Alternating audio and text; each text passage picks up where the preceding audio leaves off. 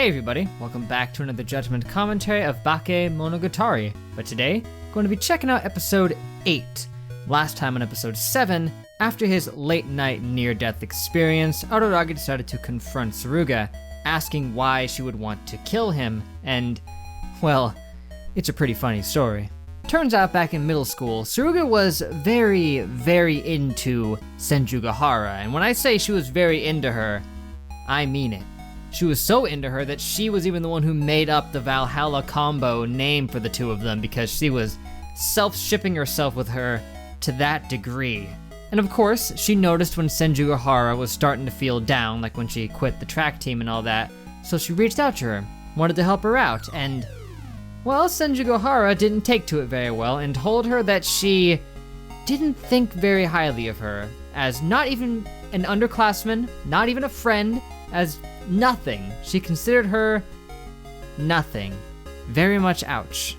And of course, Suruga decided to relent after that, respecting her wishes to stay out of her way, and then she never talked to her again.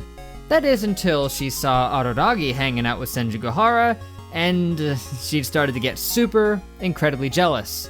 Her jealousy caused her to wish to be closer to Senjugahara, and this manifested in her growing that demon monkey hand and trying to get rid of Araragi, which would have maybe got her closer to Senjugahara, but that's debatable. As it turns out, she somehow at some point got access to a monkey's paw-esque thing, which grants her 3 wishes in exchange for her soul. And by that it means she gets possessed by a rain-coated devil monster, which apparently makes her go on murderous rampages. So from what we know, she's used at least 1 wish. Maybe she's used more in the past, but can't say for sure, so in any case, enough recaps.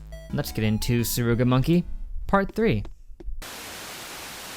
You know what's interesting about this one is that we technically got subverted with the title, as there actually was not a monkey involved, as it was not a monkey's paw. It was actually a devil. It was a misdirect. And quite a good one at that. And it was even a misdirect in lore. They thought it was also a monkey. For a little bit. But nope, it was a devil, a demon, whatever you want to call it, that decided to swoop in there. Apparently it possessed that mummified hand, and by her making the wish on it, it was beginning to overtake her. And it specifically puts on a raincoat. Not sure what the deal with that is, but it sounds kinda Japanese folklore-y. Pretty good conclusion. Senjugahara can't be with Suruga, but she still said that she could be by her side. They can still be friends because, and that's fitting. It was Senjugahara who helped rise her up after being in such a dark place by being her friend. So if she can continue to be her friend, then that's good. But honestly, they were both in a really dark place, so that kind of clashed badly and it ended poorly. If Senjugahara hadn't lashed out at her, saying that she was nothing to her, even though they had been somewhat good friends before that, then, well, we wouldn't be here. Probably not.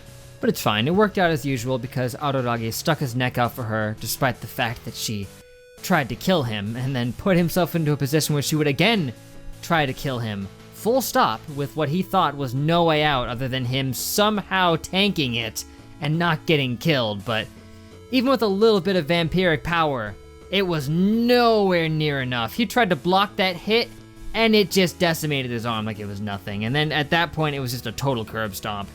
Mostly, he got some good hits in and tried to take one of her legs out, but he didn't expect her to fight back with her full body.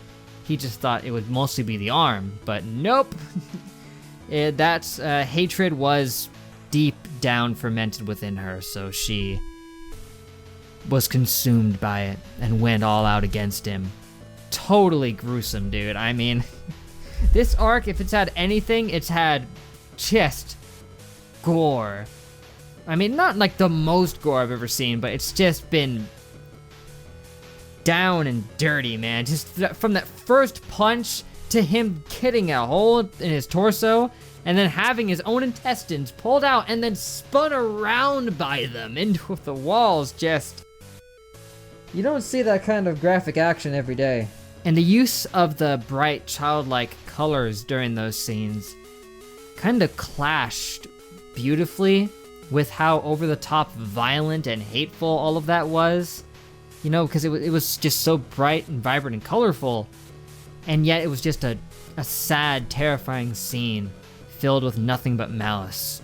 And Oshino again pulled his buns out of the fire, calling in Senjugahara, because if it wasn't for that, she would have overwhelmed any amount of healing factor he had. As semi-immortal as his body is, I don't think he got enough vampire juice to be able to withstand that kind of punishment for too long. So all in all, great arc, had a little bit of everything. It had love, it had loss, it had epic over-the-top violence. What more can you ask for? So, guess that's gonna be it, guys, but thank you for watching. Make sure to leave a like and a comment if you enjoyed. Subscribe to be updated on more. That would be fantastic. Next time we begin the next arc, it's kind of fitting that I would end off on a Friday so that I'm not just mid-arc when I have to react to other stuff over the weekend, you know, like I did last time. So me not having one out on Thursday kind of worked out for me in the end. So yeah, we'll see what the deal is with the snake.